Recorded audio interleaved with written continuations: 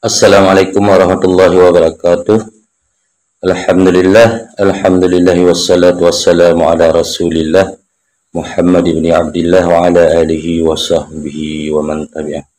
Puji syukur kepada Allah Subhanahu wa taala, selawat beriring salam pekat kepangkuan alam Nabi besar Muhammad sallallahu alaihi wasallam.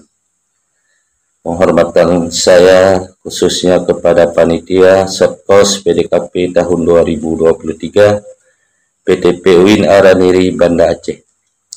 Di sini saya atas nama Marzuki dengan NIDN 2101027301, dosen tetap Fakultas Dakwah dan Komunikasi Penyiaran Islam di kampus IAI Al-Aziziyah Samalanga, Kabupaten Berun. Dalam hal ini saya ingin mereview PowerPoint saya dalam mata kuliah ataupun dalam bentuk metode penelitian komunikasi dengan mata kuliah strategi penelitian kualitatif. Baiklah, saya akan mengajar dalam pertemuan kali ini, yaitu pada pertemuan ke-14 dengan mata kuliah strategi penelitian kualitatif. Untuk menangkap bagaimana individu memberi makna atas pengalaman dan peristiwa-peristiwa, maka peneliti kualitatif dapat menggunakan bermacam atau berbagai cara strategi. Itu menurut yang diungkapkan oleh Creswell dalam bukunya 2015.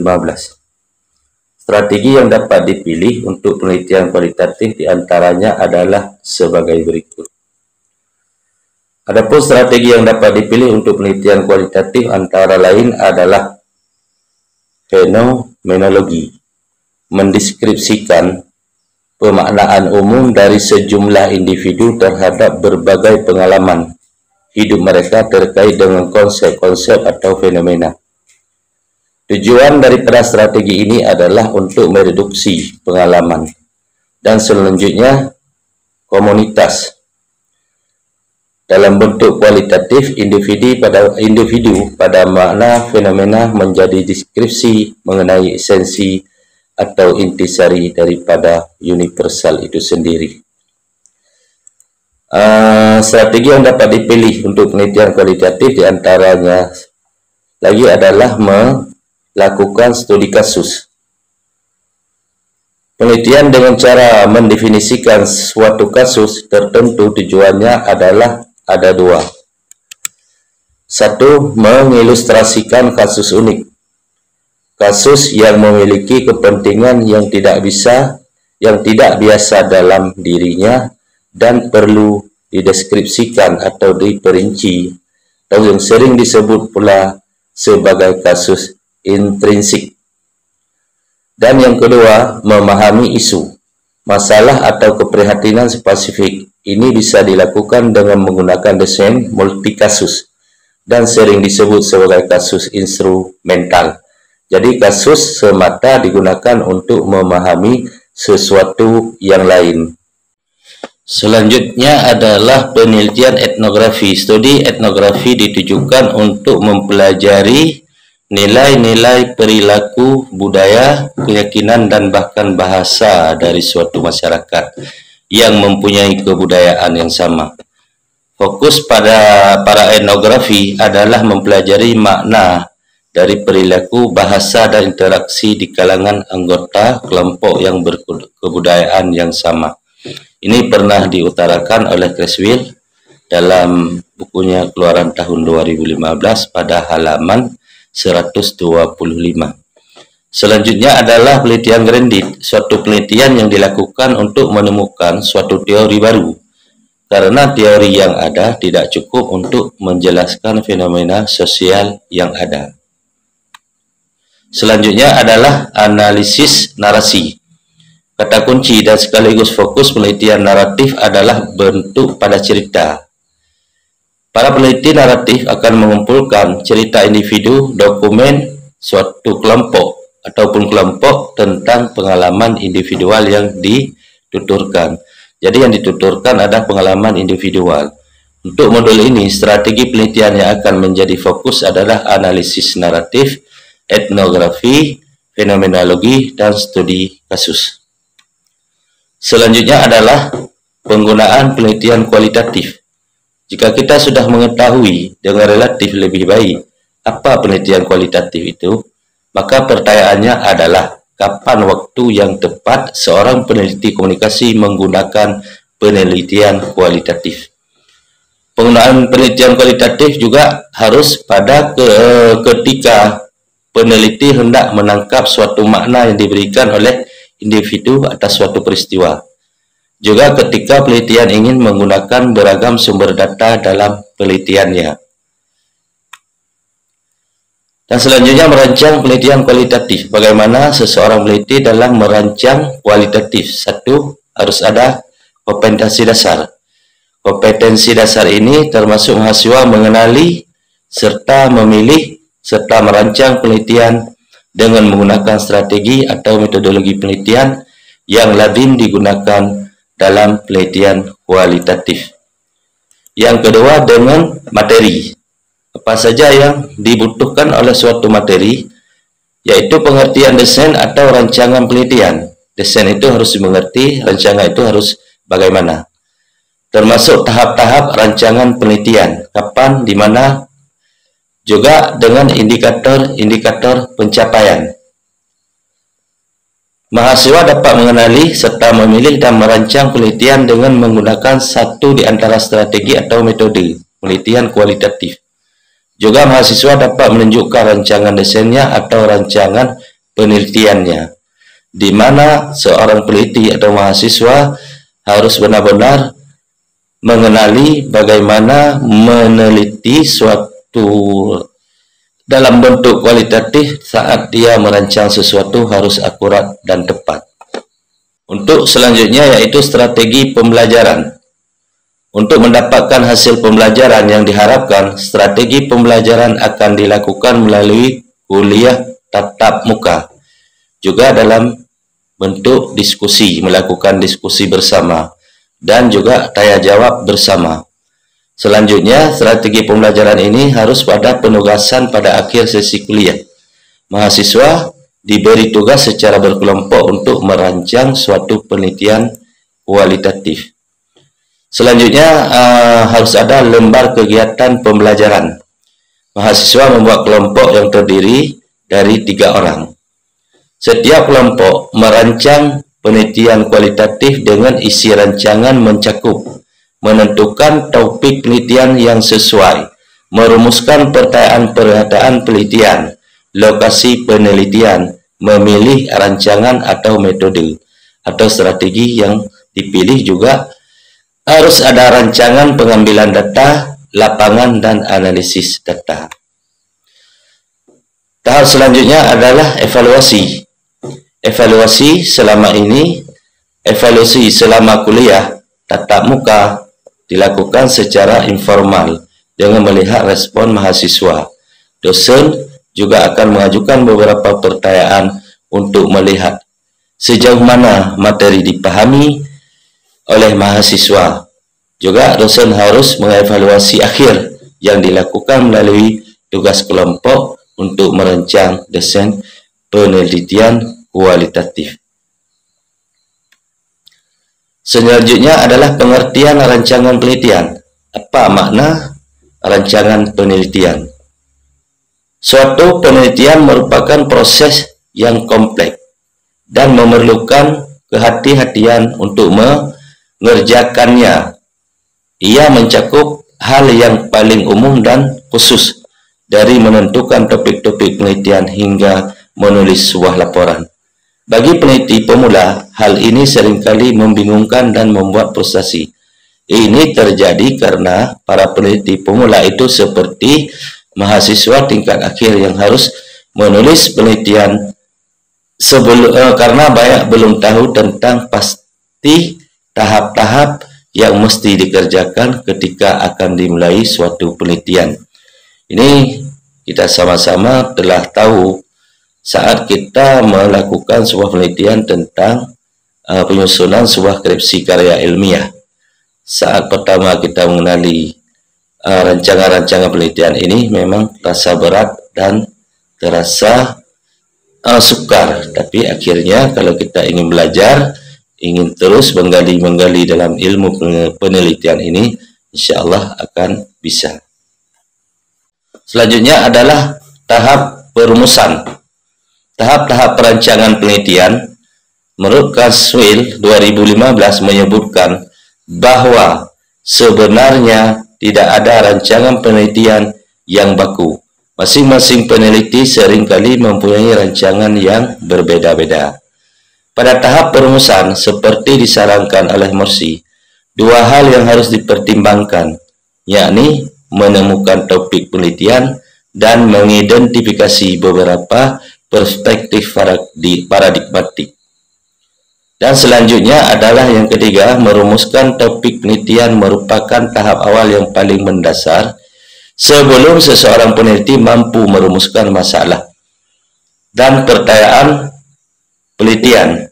Penelitian dapat menemukan topik penelitiannya dengan melakukan beberapa tahap.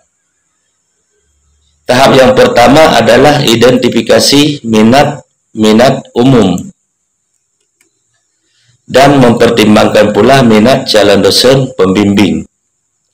Banyak mahasiswa yang mengerjakan tugas akhir terlalu lama karena yang dilakukannya tidak sesuai dengan niatnya selama ini. Artinya bisa salah pilih. Maka kelulusannya tidak seperti yang diharapkan. Poin nomor 5 adalah mengerjakan penelitian oleh mahasiswa yang disesuaikan dengan minat. Peneliti sangat membantu dalam proses penelitian dan menekan stres. Oleh karena itu, pada tahap-tahap pertanyaan pertama yang perlu ditujukan adalah topik apa yang menarik untuk saya teliti. Ini adalah termasuk pertanyaan yang paling dasar yang harus ditanya oleh seorang dosen kepada mahasiswa tentang topik atau tema apa yang menarik terhadap dia.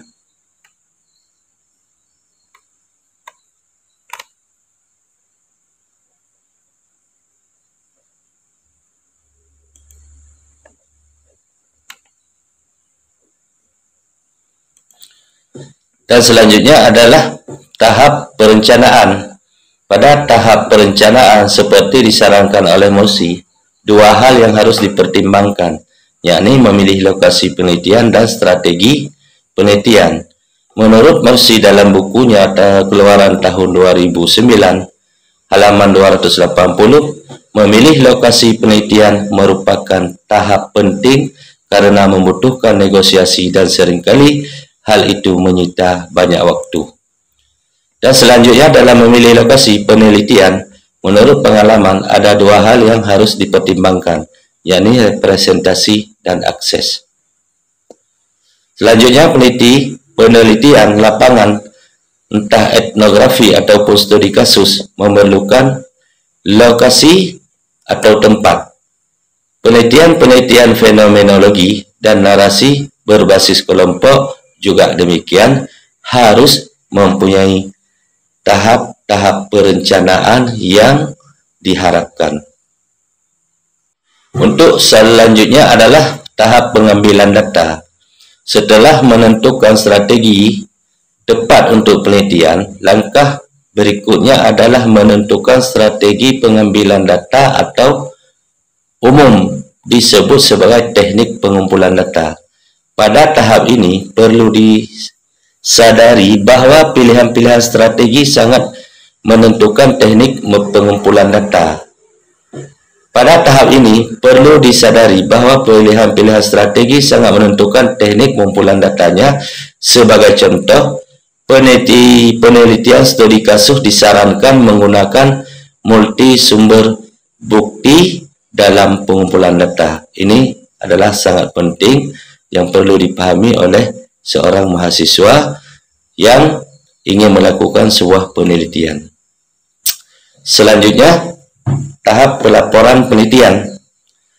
laporan penelitian merupakan tahap akhir dari keseluruhan proses penelitian.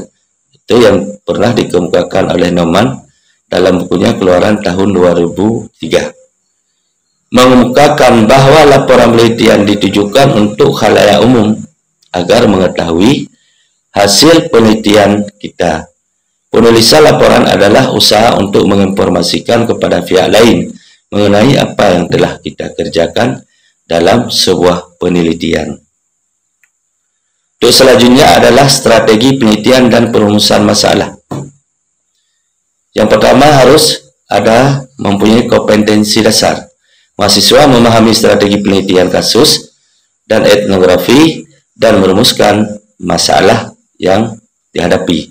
Untuk penelitian kualitatif, untuk strategi penelitian spesifik juga harus diperlukan kompetensi dasar.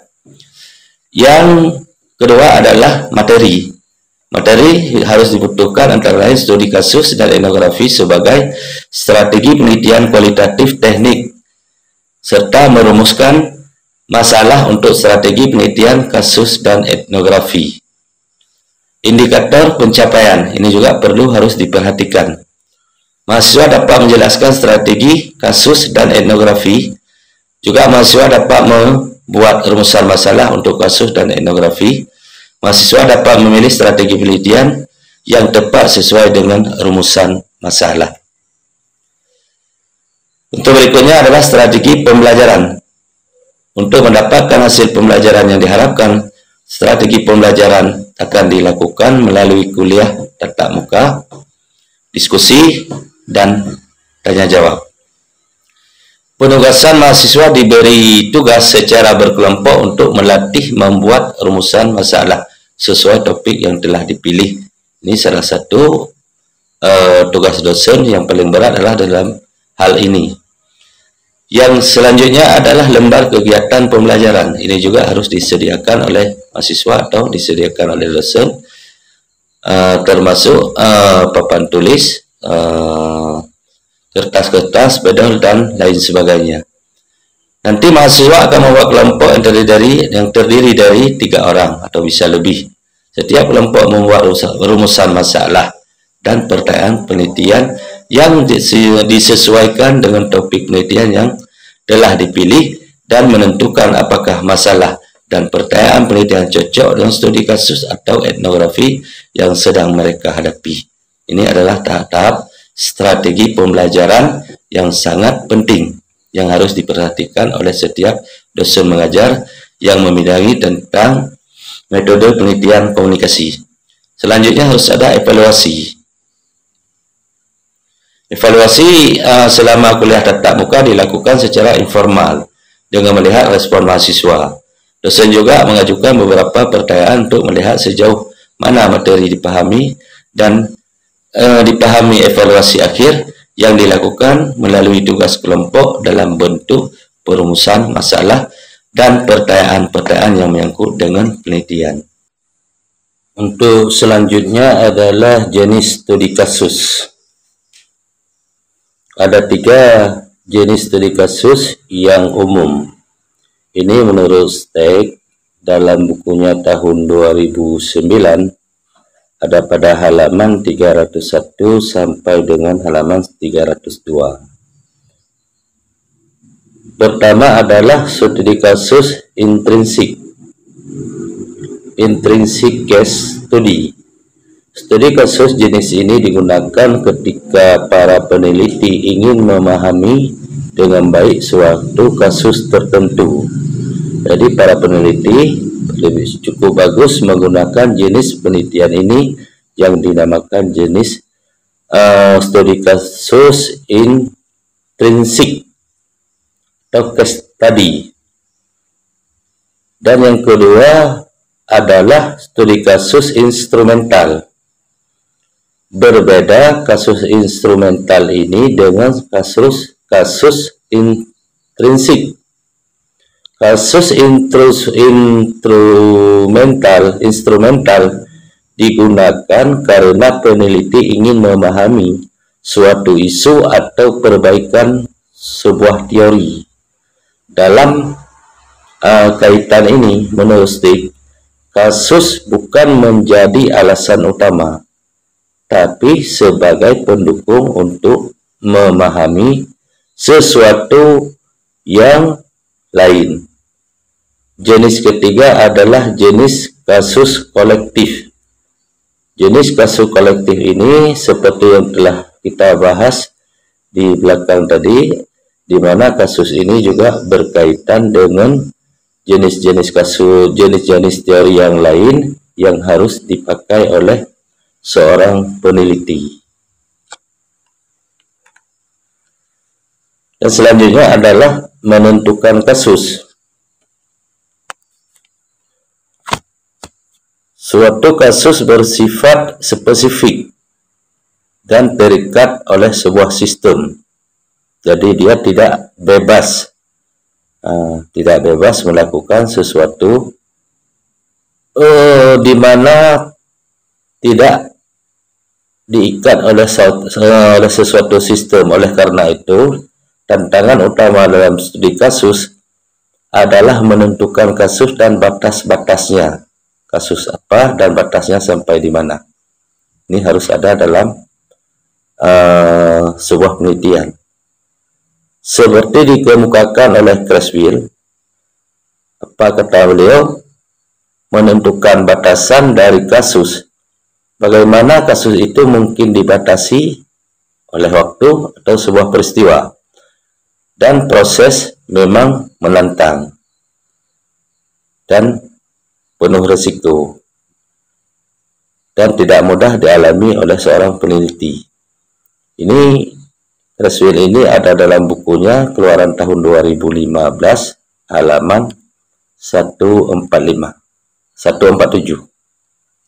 Dan yang ketiga adalah memberikan beberapa pertimbangan yang dapat digunakan untuk menentukan kasus. Ya. Memberikan beberapa pertimbangan yang dapat digunakan untuk menentukan kasus. Ini yang pertama, sifat alamiah suatu kasus, khususnya mengenai aktivitas dan fungsi. Yang kedua adalah latar historis. Yang ketiga, latar yang bersifat fisikal. Yang keempat, konteks lain seperti termasuk ekonomi, politik, hukum, dan estetik. Yang kelima, kasus-kasus lain mengenai mana kasus ini dikenali dan mana yang tidak. Dan yang keenam adalah harusnya adanya informan melalui mana kasus ini dikenali. Ini telah kita bicarakan di belakang dalam teori-teori etnografi.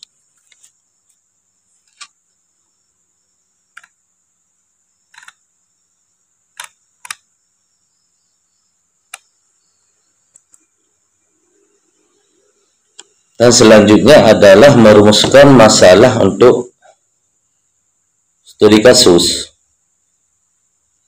Suatu penelitian apapun bentuknya akan berangkat dari satu titik, yakni masalah penelitian. Ini ada diungkap oleh Meliong dalam bukunya 2007 keluaran halaman di 93. Satu adalah strategi etnografi. Studi-studi etnografi telah berakar sepanjang dalam ilmu sosial humaniora dan mulai diadopsi dalam bidang ilmu komunikasi yang berbentuk dengan etnografi komunikasi, dan termasuk pakar komunikasi Mlinglov tahun 1995 dan juga etnografi khalayak odensis. Menhan ada dalam bukunya tahun 2000, di mana mereka para pakar ahli penelitian merumuskan masalah untuk studi kasus ada dalam satu kumpulan yang terikat antara satu sama lain yang sudah sangat berakar dan sudah diadopsi dalam bidang ilmu komunikasi.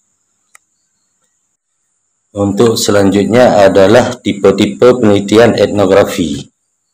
Sekarang kita ingin membahas tipe-tipe penelitian etnografi. Seperti halnya studi kasus, penelitian etnografi juga tidak bersifat tunggal. Setidaknya ada 4 jenis penelitian etnografi yang biasa digunakan oleh para ahli atau oleh para peneliti sosial dan humaniora. Lihat ada di buku Creswell tahun 2015. Tipe pertama adalah etnografi realis. Tipe etnografi ini mewakili visi objektivisme dalam penelitian, seperti dikemukakan oleh Creswell. Etnografi realis adalah berbentuk laporan objektif mengenai situasi. Biasanya ditulis dalam sudut pandang orang.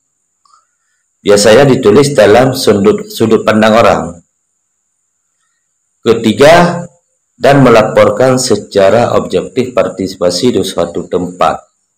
Para etnografer yang berada pada tipe ini memposisikan diri sebagai peneliti yang objektif dan tidak berpihak, yang melaporkan tentang apa yang mereka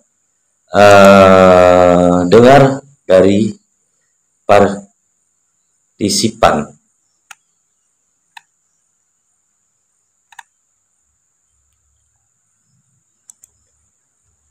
Strategi etnografi. Etnografi telah berakar panjang dalam ilmu sosial humaniora dan mulai diadopsi dalam bidang ilmu komunikasi, etnografi komunikasi. Lihat Dinlop tahun 1995. Dan juga etnografi khalayak, audiensi. Mehan ada di tahun 2000 dalam bukunya. Etnografi komunikasi berhubungan dengan penelitian yang menganggap bahwa wacana mempunyai peran mendasar atau disebut dengan pivotal role dalam kehidupan sehari-hari. Ini ada dalam buku Lindorf tahun 1995, ada di halaman 46. Sedangkan etnografi khalayak berkaitan dengan penggunaan dan pemaknaan khalayak terhadap media dan konten media. Etnografi berasal dari kata etno yang berarti orang atau people, dan grafi yang berarti menggambarkan atau mendeskripsikan. Dan yang terakhir, saya atas nama pribadi Marzuki, berasal dari kampus Yahya Al-Aziziyah, Kecamatan Samalanga, Kabupaten Biren. Hanya sekian dan demikianlah yang dapat saya paparkan tentang PowerPoint, yang judulnya adalah metodologi komunikasi penelitian. Dan terima kasih kepada narasumber kami dan juga kepada kawan-kawan. Kalau ada sesuatu kekurangan, itu adalah dari saya. Kesalahan dan kesilapan itu adalah dari saya, bukan dari peneliti apa yang saya paparkan tadi. Juga terima kasih kepada para narasumber Serkos PDKP tahun 2023 PDP UIN Araniri Banda Aceh. Hanya sekian dan demikian. Mohon maaf atas segala kekurangan. Usikum binafsi bitaqwallah. Assalamualaikum warahmatullahi wabarakatuh.